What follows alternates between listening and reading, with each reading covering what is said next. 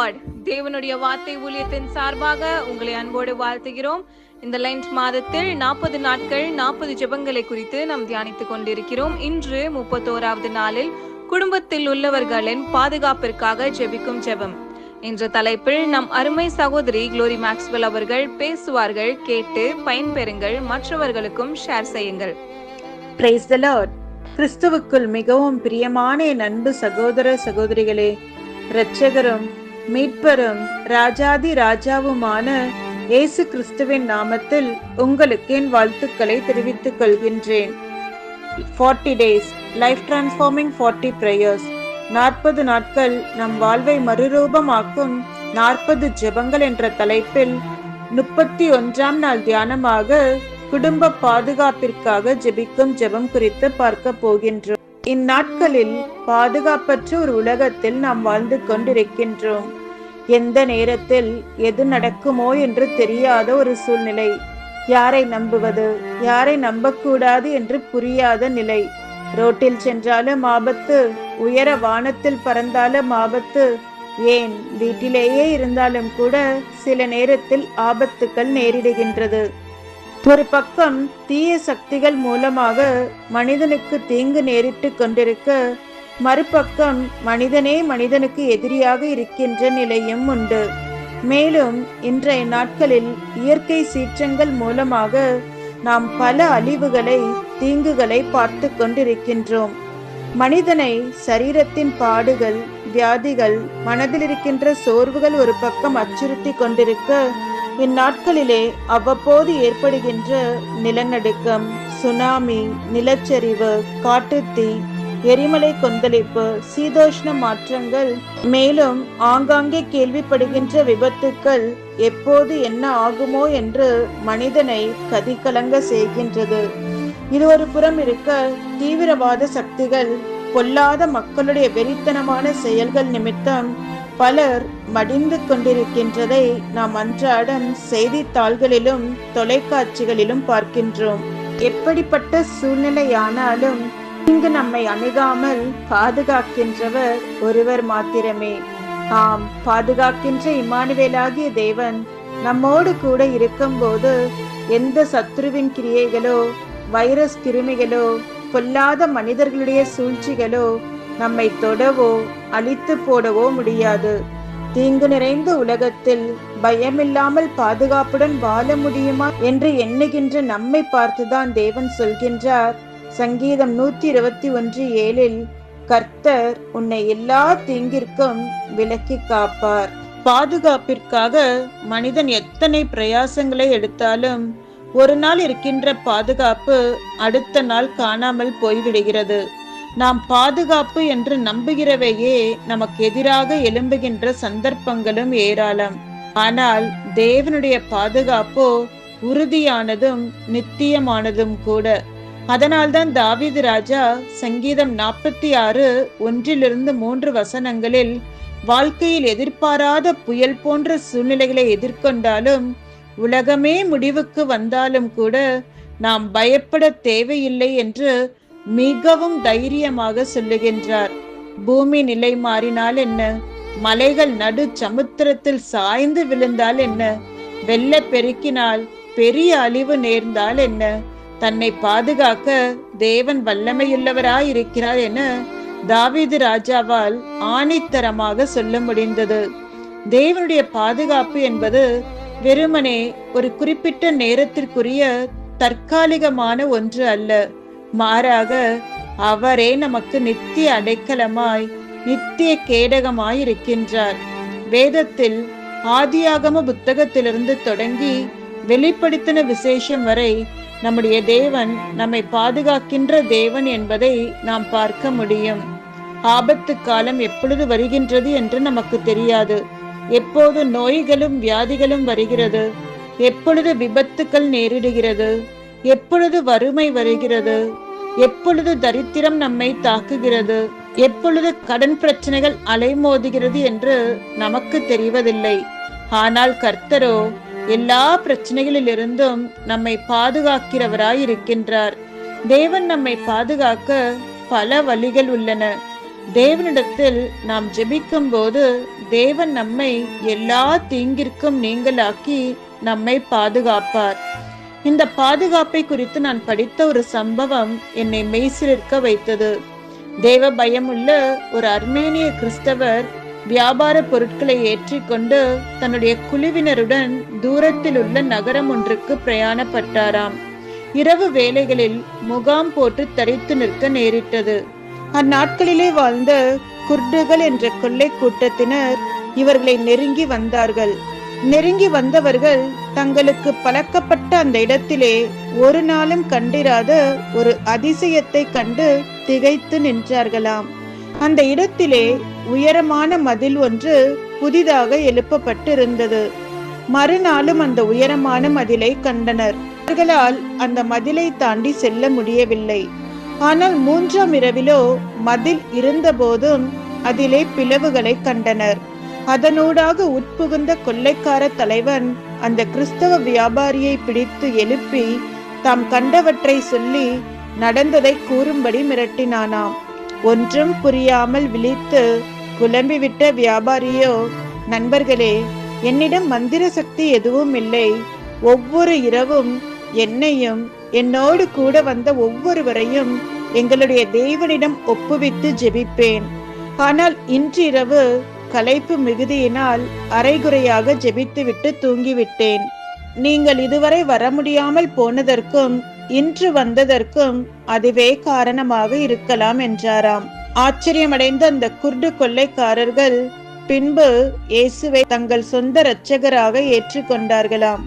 அந்த கிறிஸ்தவரும் அதன் பின் ஜெபமாகிய மதிலின் உடைப்புகளை மறந்துவிடவில்லை. பிரியமானவர்களே, கர்த்தர் தம்முடைய பிள்ளைகளை சுற்றிலும் வேலி அடைத்து பாதுகாக்கின்றவர். அன்று யோபுவை சுற்றிலும் இருந்த வேலியை தாண்டி சாத்தானால் யோபுவை தொட முடியவில்லை. கர்த்தர் நம்மை சூழ எழுப்பியுள்ள மதிலானது நாம் அவருக்குள் உண்மையாயிருக்கும் வரைக்கும் ஸ்திரமாகவே இருக்கும். அந்த மதிலுக்குள் நாம் எப்போதும் பாதுகாப்பாக இருக்கலாம். ஒருவேளை நீங்கள் நினைக்கலாம், என் குடும்பத்தை பாதுகாக்க நான் செய்யும் பிரார்த்தனைகள் ஏதாவது வித்தியாசத்தை ஏற்படுத்துமா? என் பிரார்த்தனைகள் நிகழ்காலத்தையோ அல்லது எதிர்காலத்தையோ மாற்றும் அளவுக்கு சக்தி வாய்ந்தவையா? தேவன் என் ஜெபத்தை கேட்க விரும்புவாரா என்று. இதற்கு என்னுடைய பதில் வெறுமனே ஆம் மட்டுமில்லை, 1000 முறை ஆம் என்று சொல்லுவேன். பாதுகாப்பு ஜெபம் என்பது உங்கள் வாழ்க்கையில் தேவனுடைய பாதுகாப்பை கோருவதற்கான ஒரு வேண்டுகோள் மட்டுமே. நாம் என்றைக்கு இயேசு கிறிஸ்துவை நம் சொந்த இரட்சகராக ஏற்றுக்கொண்டு அவருடைய பிள்ளைகள் என்ற பாக்கியத்தை பெற்றோமோ, நித்திய பாதுகாப்புக்கு உத்தரவாதம் அளிக்கும் அவருடைய பிள்ளைகளாகும் பாக்கியத்தை பெற்றோமோ, அன்றைக்கே நித்திய பாதுகாப்புக்கு உத்தரவாதம் அளிக்கும் தேவனோடு கூடிய ஒரு உறவுக்குள் கொண்டு வரப்படுகின்றோம். மேலும் அவர் பாதுகாப்பிற்கு நாம் சொந்தக்காரர்களாகி விடுவோம். வேதத்திலே எல்லா சங்கீதங்களிலும் 23ஆம் சங்கீதம், 91ஆம் சங்கீதம், 121ஆம் சங்கீதம் மிகவும் விசேஷமானது என்று சொல்லலாம். இந்த 3 சங்கீதங்களையும் நம்மில் அநேகர் மனப்பாடமாக சொல்லுவோம். இந்த சங்கீதங்கள் முழுவதும் வாக்கு தத்தங்களினால் நிரம்பி இருக்கின்றது. மனப்பாடமாக சொல்வது நல்லதுதான், ஆனால் சும்மா கடமைக்காக வாசிக்க கூடாது. ஒவ்வொரு வார்த்தைகளின் அர்த்தத்தையும் உணர்ந்து கர்த்தரை துதிக்கின்ற துதியோடும் விசுவாசத்தோடும் சொல்ல வேண்டும். 91ஆம் சங்கீதத்தின் ஒவ்வொரு வசனமும் கர்த்தருடைய பாதுகாப்பை நமக்கு அழகாய் வெளிப்படுத்துகின்றது. நம்முடைய பரிபூரணமான பாதுகாப்பிற்காக கர்த்தர் எத்தனை அருமையான வாக்கு தத்தங்களை தந்திருக்கின்றார். சங்கீதம் 91:1 சொல்கிறது, உன்னதமானவரின் மறைவில் இருக்கிறவன் சர்வ வல்லவருடைய நிழலில் தங்குவான். வெயிலின் அருமை நிழலில்தான் தெரியும் என்று சொல்வார்கள். கிறிஸ்துவின் அடைக்கலத்தின் மேன்மை அதை ருசித்தவர்களுக்குத்தான் தெரியும். நம்மை சூழ பொல்லாத மனுஷருடைய மேன்மைகள், ஏமாற்றுக்கள், துரோகங்கள் நம்மை சோர்ந்து போக பண்ணுகின்றது. அதே நேரம் உன்னதமானவர் தானே தம்முடைய செட்டைகளை விரித்து நமக்கு நிழலை தருகின்றவராய் இருக்கின்றார். இயேசு கிறிஸ்துவின் நிழல் என்றென்றுமாய் நிலைத்து நிற்கக்கூடிய நிழல். அந்த நிழல் வல்லமையுள்ள ஒரு நிழல். சங்கீதம் 91:2 சொல்கிறது, நான் கர்த்தரை நோக்கி, நீர் என் அடைக்கலம், என் கோட்டை, என் தேவன், நான் நம்பியிருக்கிறவர் என்று சொல்லுவேன். உன்னதமானவரின் மறைவில் இருக்கிறவன் கர்த்தரையே எப்பொழுதும் நோக்கமாக கொண்டிருக்கின்றான். அவனுடைய நினைவு, எண்ணம், சிந்தனை எல்லாம் கர்த்தர் பேரிலேயே இருக்கின்றது. இந்த வசனத்தில் நாம் கர்த்தருடைய அன்பையும் பாதுகாப்பையும் 4 விதத்திலே பார்க்கின்றோம். முதலாவது, அவர் அடைக்கலமானவர். இரண்டாவது, கோட்டையானவர். மூன்றாவது, நமக்கே சொந்தமான தேவனானவர். நான்காவதாக, நாம் நம்பி இருக்கின்றவர். கர்த்தருடைய அடைக்கலத்தை தாண்டி யாரும் வந்து நமக்கு தீங்கு இழைத்து விட முடியாது. தாவீது ராஜாவுக்கு எத்தனையோ பகைவர்கள், உள்ளேயும் வெளியேயும் விரோதிகள், எல்லா பக்கங்களிலும் அவருக்கு அடைக்கலம் தேவைப்பட்டது. ஆனால் தாவீது கர்த்தரையே தன் அடைக்கலமாக கொண்டார். அப்படியே கர்த்தர் தாவீதை எல்லா சத்துருக்களின் கைகளுக்கும் விலக்கி மீட்டார். அன்பு தேவனுடைய பிள்ளைகளே, கர்த்தரே உங்களுக்கும் அடைக்கலமானவர். சங்கீதம் 91:3 சொல்கிறது, அவர் உன்னை வேடனுடைய கண்ணிக்கும் பாலாக்கும் கொள்ளை நோய்க்கும் தப்புவிப்பார். சாத்தானுக்கு வேதத்திலே பல பெயர்கள் கொடுக்கப்பட்டிருக்கின்றன. இங்கே அவனுக்கு ஒரு புது பெயர் கொடுக்கப்பட்டிருக்கின்றது. அவன் வேடன், நம் ஆத்துமாவுக்கு கண்ணி வைப்பவன். தேவன் வேடனாகிய சாத்தானுடைய கண்ணிக்கும் நம்மை தப்புவிக்கின்றவராயிருக்கின்றார். சங்கீதம் 91:4 சொல்கிறது, அவர் தமது சிறகுகளாலே உன்னை மூடுவார், அவர் செட்டைகளின் கீழே அடைக்கலம் புகுவாய். தாய் பறவைகளை பாருங்கள், அவைகள் முட்டைகளை இறகுக்குள்ளே வைத்து மூடி குஞ்சு பொரிக்க செய்கிறது. குஞ்சுகளுக்கு விரோதமாக விரோதிகள் வரும்போது சிறகுகளாலே மூடி கொள்ளுகிறது. அந்த குஞ்சுகளுக்கு தாயின் சிறகுகளுக்குள்ளே ஒரு அடைக்கலம், ஒரு பாதுகாப்பு. கோழி குஞ்சுகளுக்கு எத்தனையோ விரோதிகள் உண்டு. காகம், பருந்து ஆகியவை தூக்கி செல்ல வட்டமிடுகின்றது. அப்பொழுதெல்லாம் தாய்கோழி அபாய சத்தமிட்டு குஞ்சுகளை தன்னண்டை வரவழைத்து சிறகுகளாலே மூடி பாதுகாக்கின்றது. அப்படியே கர்த்தருடைய செட்டைகள் உங்களை மறைத்து கொள்ளும் போது எந்த சூனியமோ, செய்வினையோ, அசுத்த ஆவியோ உங்களை அணுகவே முடியாது. சங்கீதம் 91:4 சொல்கிறது, அவருடைய சத்தியம் உனக்கு பரிசையும் கேடகமும் ஆகும். கர்த்தர் நமக்கு தந்திருக்கிற பெரிய ஆசீர்வாதங்களில் ஒன்று சத்திய வசனம். இயேசு கிறிஸ்து நமக்கு கேடகமானவர். யோவான் 14:6 நானே வழியும் சத்தியமும் ஜீவனுமாயிருக்கிறேன் என்று வாக்களித்திருக்கின்றார். வான மண்டலத்தில் உள்ள பொல்லாத ஆவிகளின் சேனைகளோடு நாம் போராடும் போது நம்மை பாதுகாப்பது சத்திய வசனமே. அந்த வசனங்களை மேற்கோள் காட்டிதான் இயேசு கிறிஸ்து சாத்தானை ஜெயித்தார் இல்லையா? அதே தேவன் நீங்கள் வசனத்தை, சத்தியத்தை கைக்கொள்ளும் போது உங்களுக்கும் ஜெயத்தை தருவார். சங்கீதம் 91:5-6 சொல்கிறது, இரவில் உண்டாகும் பயங்கரத்துக்கும் பகலில் பறக்கும் அம்புக்கும் இருளில் நடமாடும் கொள்ளை நோய்க்கும் பயப்படாதிருப்பாய். இரவு நேரம் அநேகருக்கு ஒரு பயப்படுகின்ற நேரமாயிருக்கின்றது. விஷ ஜந்துக்களின் மேலுள்ள பயம், திருடர்கள் மேலுள்ள பயம், கெட்ட கனவுகளை பற்றிய பயம், பிசாசை பற்றிய பயம் அவர்களுடைய இருதயத்தை வாட்டுகின்றது. ஆனால் அதே வேளையில் கர்த்தர் தம்முடைய ஜனங்களை பார்த்து நீ பயப்படாதிருப்பாய் என்று சொல்லுகின்றார். உலகத்தை காரிருள் சூழலாம், ஆனால் உங்கள் உள்ளத்திலோ எப்பொழுதும் தேவனுடைய மகிமை தங்கி இருக்கும். ஆனால் உங்களுடைய உள்ளத்திலோ தேவனுடைய மகிமை எப்பொழுதும் தங்கி இருக்கும். சங்கீதம் 91:6 சொல்கிறது, இருளில் நடமாடும் கொள்ளை நோய்க்கும் மத்தியானத்தில் பாலாக்கும் சங்காரத்துக்கும் பயப்படாதிருப்பாய். இரவை குறித்தும் பகலை குறித்தும் சங்கீதக்காரன் பேசுகின்றார். சங்கீதம் 91:6 சொல்கிறது, இருளில் நடமாடும் கொள்ளை நோய்க்கும் மத்தியானத்தில் பாலாக்கும் சங்காரத்துக்கும் பயப்படாதிருப்பாய். இரவை குறித்தும் பகலை குறித்தும் சங்கீதக்காரன் இங்கு பேசுகின்றார். இரவில் 2 காரியங்கள் நடக்கின்றன. ஒன்று, இரவில் பயங்கரங்கள் உண்டாகின்றன. இரண்டாவதாக கொள்ளை நோய்கள் நடமாடுகின்றன. பகலை குறித்தும் 2 காரியங்கள் சொல்லப்பட்டிருக்கின்றன.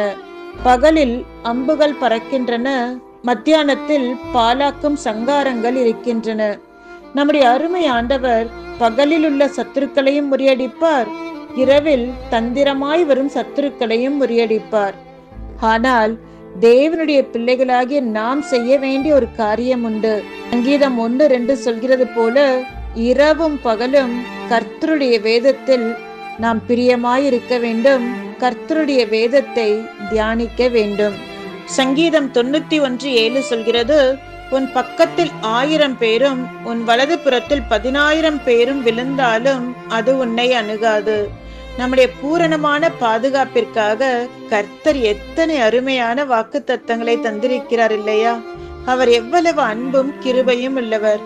1000 10,000 துன்மார்க்கர் விழுந்து போகலாம், அக்கிரமக்காரருடைய வழி சரிந்து போகலாம், ஆனால் தேவனுடைய பிள்ளைகளோ உயர்ந்த அடைக்கலத்தில் பாதுகாப்பில் இருப்பார்கள் என்று வாக்கு கொடுக்கின்றார். 1000 10,000 பேர்களை வியாதிகளும் கொள்ளை நோய்களும் வாரிக்கொண்டு போகலாம், அல்லது யுத்தங்கள் இயற்கை அழிவுகள் விழுங்கி போடலாம், ஆனால் நாமோ கர்த்தருடைய பாதுகாப்பிலே என்றென்றைக்குமாய் நிலைத்திருப்போம்.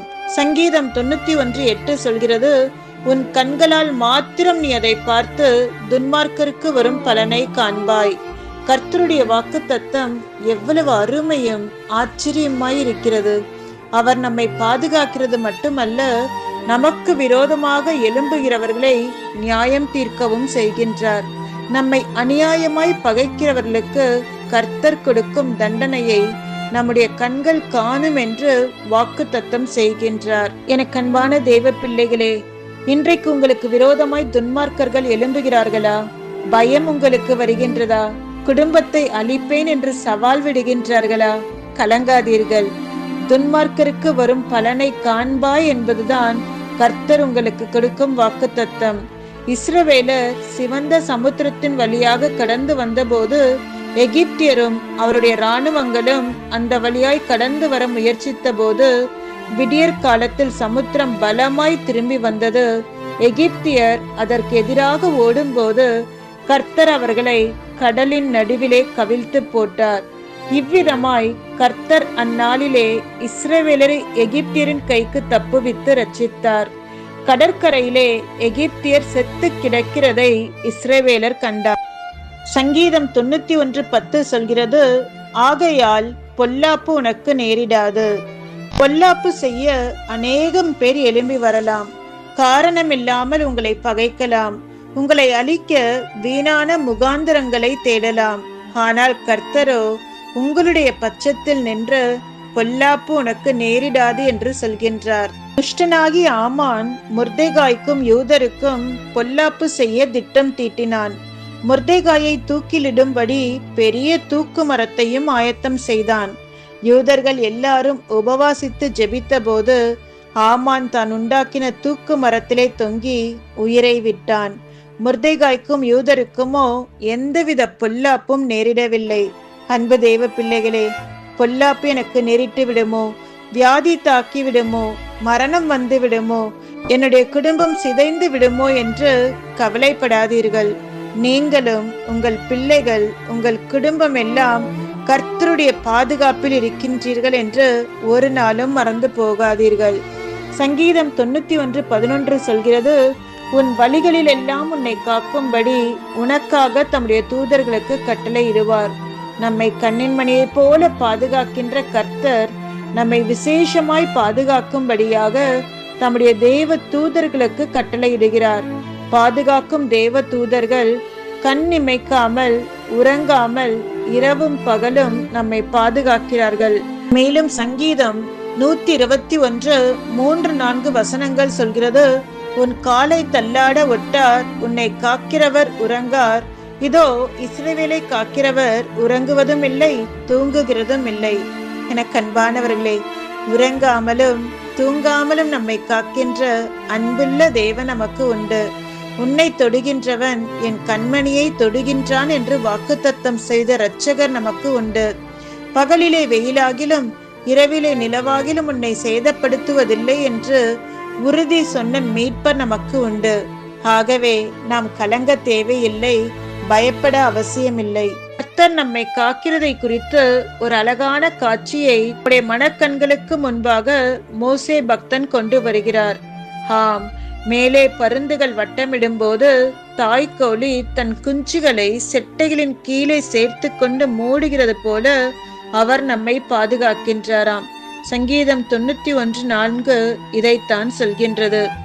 மேலும் சங்கீதம் 4:8 தாவீது ராஜா சொல்கிறார், சமாதானத்தோடு படுத்துக்கொண்டு நித்திரை செய்வேன், கர்த்தாவே நீர் ஒருவரே என்னை சுகமாய் தங்க பண்ணுகின்றீர்.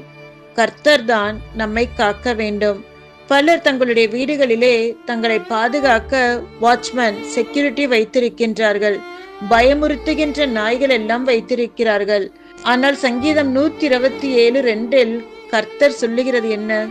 கர்த்தர் நகரத்தை காவாராகில் காவலாளர் விழித்திருக்கிறது விருதாய் என்றார். இந்திய பிரதமராய் இருந்த இந்திரா காந்தி அம்மையாரை சுட்டுக் கொன்றது யார்?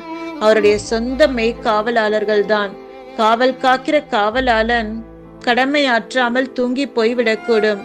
ஆனால் நம்முடைய தேவனோ அவர் உறங்குவதும் இல்லை, தூங்குவதும் இல்லை. வேதத்தில் பார்த்தோம் என்றால் அன்று அவர் நோவாவையும் அவர் குடும்பத்தையும் பாதுகாத்தார்.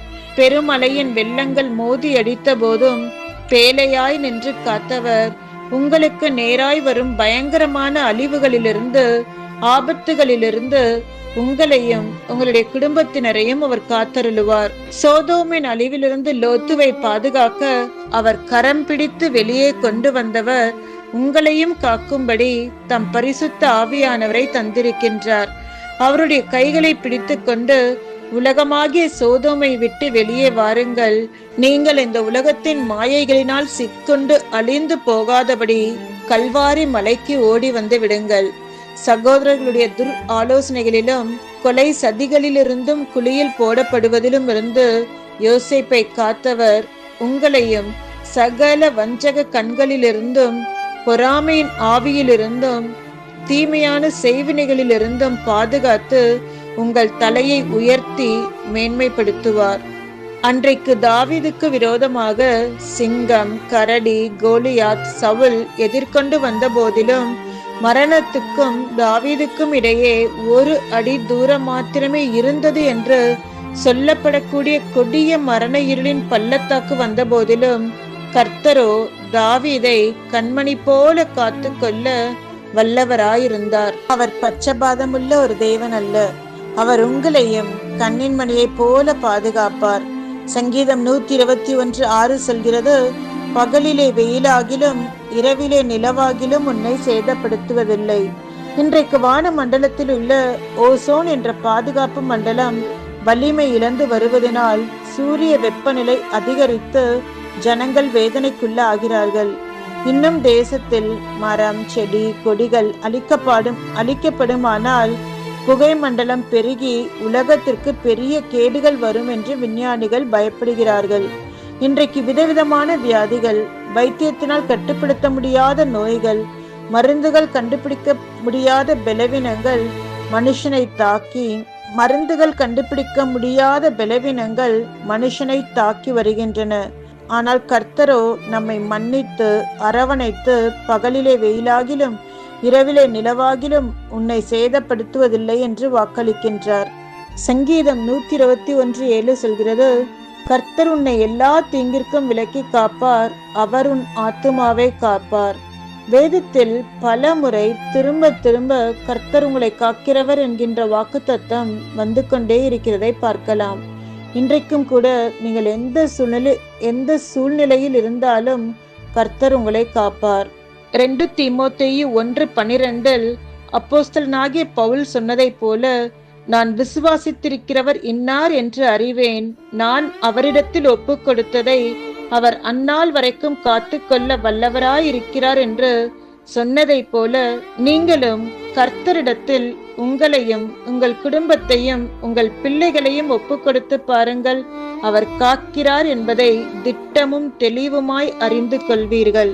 சங்கீதம் 121:8 சொல்கிறது, கர்த்தர் உங்கள் போக்கையும் உங்கள் வரத்தையும் இது முதற்கொண்டு என்றைக்கும் காப்பார். நம்மேல் அன்பும் அக்கறையும் உள்ள தேவன். அவர் பரலோகத்தின் மேன்மைகளை துறந்து பூமியிலே இறங்கி வந்து கல்வாரி சிலுவையிலே தன்னுடைய உயிரை கொடுத்து நம்மை சத்ருவின் கைக்கு விலக்கி தப்புவித்தார். நம்மை காக்கின்ற கர்த்தர் நம்முடைய போக்கையும் வரத்தையும் என்றென்றைக்கும் காப்பார். இன்றைக்கு உலகத்தார் மந்திரவாதிகளும் அவர்கள் கொடுக்கும் தாயத்துகளும் தங்கள் வீட்டை பாதுகாக்கும் என்று நம்பி ஏமாற்றத்தையே பார்க்கின்றனர். இன்னும் சிலர் வீட்டிலுள்ள சுவர்களை இடித்து வாஸ்துப்படி கட்டினால் நல்லது நடக்கும் என்று கூறுவதை கேட்டு தங்களுடைய வீட்டை தங்கள் கைகளாலேயே இடித்து கொண்டிருக்கின்றனர். உண்மையில் வீட்டை கட்டி எழுப்புவதற்கு, பாதுகாப்பதற்கு தேவ ஞானம் தேவை. வீட்டில் சமாதானமும் சந்தோஷமும் நிலைத்திருப்பதற்கு தேவ பிரசன்னம் தேவை. பிள்ளைகள் மேன்மேலும் உயர்ந்து செழிப்பதற்கு ஜெபமும் வேத வாசிப்பும் தேவை. யாத்திராகமும் 12:13 சொல்கிறது, நீங்கள் இருக்கும் வீடுகளில் அந்த இரத்தம் உங்களுக்காக அடையாளமாயிருக்கும். அந்த இரத்தத்தை நான் கண்டு உங்களை கடந்து போவேன். நான் எகிப்து தேசத்தை அழிக்கும் போது அழிக்கும் வாதை உங்களுக்குள்ளே வராதிருக்கும். எனக்கு அன்பான தேவ பிள்ளைகளே, உங்களுடைய வீடு பாதுகாப்பாய் இருக்க வேண்டும் என்றால் முதலாவது உங்கள் வீட்டை சுத்திகரியுங்கள். இரண்டாவது, உங்களையும் உங்கள் குடும்பத்தினர் ஒவ்வொருவரையும் இயேசு கிறிஸ்துவினுடைய இரத்த கோட்டைக்குள்ளே கொண்டு வாருங்கள். பழைய ஏற்பாட்டிலே இஸ்ரவேலரின் வீடுகளில் பஸ்கா ஆட்டுக்குட்டியினுடைய இரத்தம் நிலைக்கால்களிலே பூசப்பட்ட போது சங்கார தூதனால் உள்ளே வர முடியவில்லை. இயேசு கிறிஸ்துவின் இரத்த கோட்டைக்குள் நீங்கள் இருப்பீர்களானால் எந்த பில்லி சூனியமோ மாந்திரிகங்களோ உங்களை அணுகாது. எந்த வாதைகளும் கொள்ளை நோய்களும் உங்கள் வீட்டில் அருகில் கூட வர முடியாது. இரவில் ஊடுருவுகின்ற கெட்ட சொப்பனங்கள் உங்களை கலங்க பண்ண முடியாது. சிம்பிளா சொல்லணும்னா, இயேசு கிறிஸ்துவின் இரத்தத்திற்குள் ஆபத்தே கிடையாது, ஆனால் அதற்கு வெளியே பாதுகாப்பே கிடையாது. இயேசு கிறிஸ்துவின் இரத்தம் சாத்தானை ஜெயிக்கின்றது. வேதத்தில் பார்த்தோம் என்றால் ராகாப் அவளுக்கு தன் வீட்டை பாதுகாக்க வேண்டும் என்ற அக்கறை இருந்தது, தெய்வீக ஞானம் இருந்தது. ஆகவே வேவு பார்க்க வந்த இஸ்ரவேலருக்கு அவள் அடைக்கலம் கொடுத்தாள். எரிகோ அழிக்கப்படும் போது தன் வீடு பாதுகாக்கப்படுவதற்காக தன் வீட்டு ஜன்னலிலே ஒரு சிகப்பு கயிற்றை கட்டி வைத்தாள். அந்த சிகப்பு கயிறு என்பது இயேசுவின் இரத்தத்திற்கு அடையாளமானது. உங்கள் வீட்டில் நீங்கள் மாத்திரம் இயேசுவின் இரத்த கோட்டைக்குள்ளே பாதுகாப்பாய் இருந்தால் போதுமா? கர்த்தருடைய வாக்குத்தத்தம் என்ன? கர்த்தராகிய இயேசு கிறிஸ்துவை விசுவாசி, அப்பொழுது நீயும் உன் வீட்டாரும் ரட்சிக்கப்படுவீர்கள் என்பதே. ஆம், நாம் ஒவ்வொரு நாளும் நம்முடைய வீட்டை, நம்முடைய குடும்பத்தை இயேசு கிறிஸ்துவின் இரத்தத்திற்குள்ளாய் வேலி அடைக்கும் போது எந்தவித சத்ருவின் கிரியைகளோ பொல்லாத ஆவிகளின் சூழ்ச்சிகளோ நம்முடைய குடும்பத்தை, நம்முடைய பிள்ளைகளை தொடவே முடியாது. இச்செய்தியை கேட்டுக்கொண்டிருக்கின்ற உங்களோடு கர்த்தர் ஒரு உடன்படிக்கை செய்கின்றார். மகனே, மகளே, உன்னை ஒருவனும் எதிர்த்து நிற்பதில்லை. ஒரு வழியாய் உன்னை எதிர்த்து வருகின்றவர்கள் 7 வழியாய் உன்னை விட்டு ஓடும்படி செய்வேன். நானே உனக்காக யுத்தம் செய்வேன் என்று சொல்கிறார். எத்தனை வான மண்டலத்திலுள்ள பொல்லாத ஆவிகள் உங்களுக்கு விரோதமாக எழும்பினாலும், எத்தனை 1000 மந்திரவாதிகள் உங்களுக்கு விரோதமாக சூனியம் செய்தாலும் அவர்களுடைய எந்த ஆயுதமும் வாய்க்காமல் போகும். காரணம், உங்களோடு இருக்கின்றவர் பெரியவர், சர்வ வல்லமையுள்ளவர். கர்த்தர் சேனையின் அதிபதியாய் இராணுவ நடையோடு உங்களுக்கு முன்பாக செல்கின்றார். சேனைகளின் கர்த்தர் பலத்த பராக்கிரமசாலியாய் உங்கள் பட்சத்தில் நிற்கின்றபடியினால் நீங்கள் உயிரோடு இருக்கும் நாளெல்லாம் ஒருவனும் உங்களை எதிர்த்து நிற்பதில்லை. கர்த்தர் உங்களுக்காக வழக்காடி யுத்தம் செய்வார். உங்களுக்காக யாவையும் செய்து முடிப்பார். God bless you. எனக்கு அன்பானவர்களே, இந்த வார்த்தை உங்களுக்கு மிகுந்த ஒரு ஆறுதலாக, ஆசீர்வாதமாக இருக்கும் என்று நான் நம்புகிறேன். இந்த லென்த் காலத்தில் 40 நாட்கள் 40 ஜபங்கள் என்ற தலைப்பிலே பேசப்படுகிற ஒவ்வொரு வார்த்தைகள் உங்களுக்கு ஆறுதலாக, உங்கள் விசுவாசத்தை தட்டி எழுப்புகிறதாக, உங்கள் ஜப வாழ்க்கையை உயிர்ப்பிக்கிறதாக இருக்கும் என்று நான் நம்புகிறேன். இன்றைக்கு ஒரு முக்கியமான ஒரு ஜெப குறிப்பை குறித்து நாம் தியானித்தோம்.